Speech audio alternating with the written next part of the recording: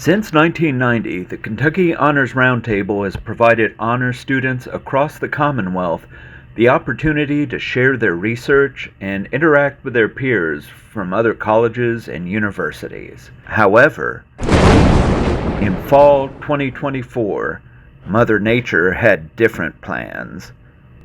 This is the story of that fateful weekend in September and how it affected a historic Kentucky institution, the Somerset Community College's honors program, and one particular SCC honors student. It's the story of Mother Nature versus the Kentucky Honors Roundtable.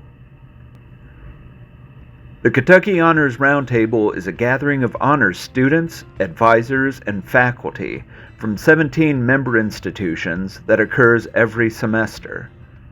Kentucky Honors Roundtable is an association of honors programs across the state of Kentucky. It includes our large research universities, U of L and UK, as well as liberal arts colleges, public universities, regional universities, and even the whole community college system has access to this organization. Member institutions include private and public, 2- and 4-year colleges and universities from across the Commonwealth. The fall 2024 gathering was planned to be co-hosted by Eastern Kentucky University and Somerset Community College in Richmond, Kentucky. And so we thought, well, as our turn, in our neck of the woods, Somerset's just down I-75, as it were. And, I had already a developing, collegial working relationship with Amanda Waterstrat of the Somerset program. And so we got to talking about it and decided, yes, we would collaborate on this.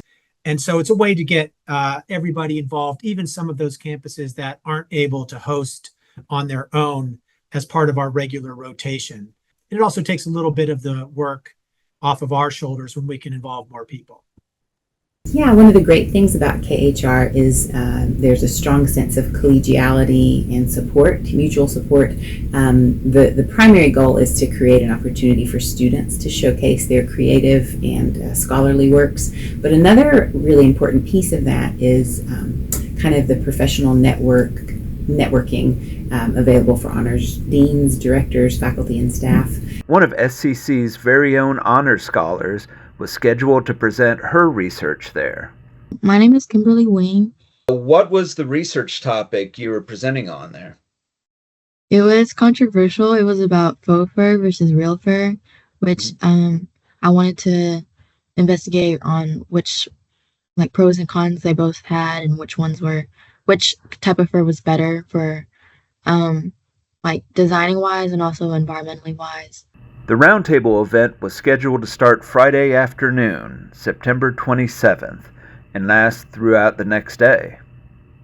Based on the experiences that I have had with students previously, getting together to be part of something that takes them off campus, that gives them the chance to meet other students from other colleges, gives them some perspective on what they're doing, gives them a chance to know that there are other people who have similar interests, who are trying to do similar work and on similar paths. It seems to be a real encouragement to students. Since we hosted last in 2019, we have renovated our Powell Student Complex, which is now a beautiful facility. The space is great. It's fresh. The rooms are have floor to ceiling glass overlooking our courtyard. And it's just going to be a great environment for all of our presentations. For a lot of them, this may be their first presentation experience, public speaking type of experience, certainly on an academic topic, on their own research or their own creativity outside of the classroom. And so in that sense, we hope that, they will succeed, right? They will come prepared and that they will have a good experience, that they'll be challenged a little bit, to think on their feet with the questions and so on, and the interaction that they'll get. But that in the end, it will be, a very affirming experience, and that they will then want to go on to other conferences. The day before the conference was to take place, though, word began to reach Kentucky that Hurricane Helene's impact would be felt as far north as the Commonwealth. So at the peak, I think 50+ mile per hour gusts are possible. Could be stronger, but at the peak, it's at least that high. And we have the wind, we have the rain, and that's going to continue tonight through your Friday. I mean, just look at some of these gusts as they come at us here. I mean, early on Friday morning, already pushing 30, 40 miles per hour. See 50, close to 60 even with this particular run. So the wind energy is there. The heavy rain could produce anywhere from 4, maybe 6 inches of total rainfall. Helene had come ashore in Florida on Thursday as a Category 4 hurricane, bringing with it flooding and winds exceeding 140 miles per hour. Forecasters predicted that the storms would travel north into Kentucky on Friday, with a potential for heavy rains and strong winds across the region. With ominous forecasts that anticipated Friday's weather to include wind gusts up to 60 miles per hour and a potential for flooding, KHR institutions had a difficult choice to make. On one hand, their students had been working hard to prepare for this event. That was my first one. I was excited. I also looked at the other people who were presenting. I was interested about that. There was another person that was doing something over fashion. I was looking forward to that too. On the other hand, college administrators had to consider the safety of their students and the risks involved with traveling through such potentially dangerous weather. Early Friday morning, the decision had been made, and SCC students were notified that the event was going to be canceled. I started seeing some emails trickle in. There was concern about weather. The main hosts at EKU reached out to just sort of test the waters and ask participating members, are you still planning to attend? Our caterer is asking for verification because of the possibility of cancellation. And I replied and said, we're in. I checked with our administration yesterday evening to make sure. And at that time, we didn't have any plans for changing schedule. But then around a little after 10 o'clock last night, Thursday night, the director of EKU's honors program reached out. He had been receiving emails over the last 30 minutes, he said, from institutions who had been told their college would be closed today, Friday, the beginning of KHR. They were not to travel. So he and another colleague at EKU and our president of KHR, a faculty member at the University of Kentucky, decided it would be best to cancel. It would be in the best interest for safety and for the event to cancel. So I didn't actually see that until about 5 o'clock this morning when I woke up. So I started texting our students and texting my supervisors to let them know that plans had changed. On Friday, concerns about the storm were realized. These storms rushed through Kentucky, bringing high waters, knocking down trees, and disrupting power infrastructure across eastern Kentucky. At one point, nearly 220,000 Kentucky households were without power.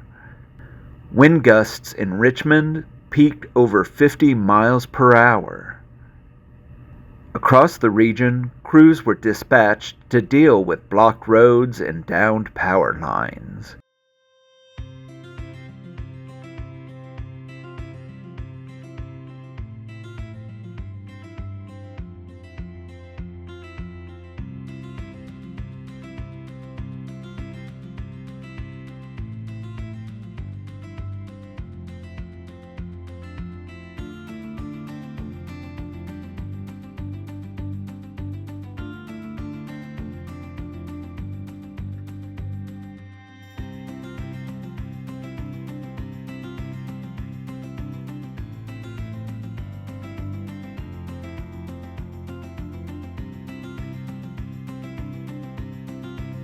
A state of emergency was declared across portions of the Commonwealth.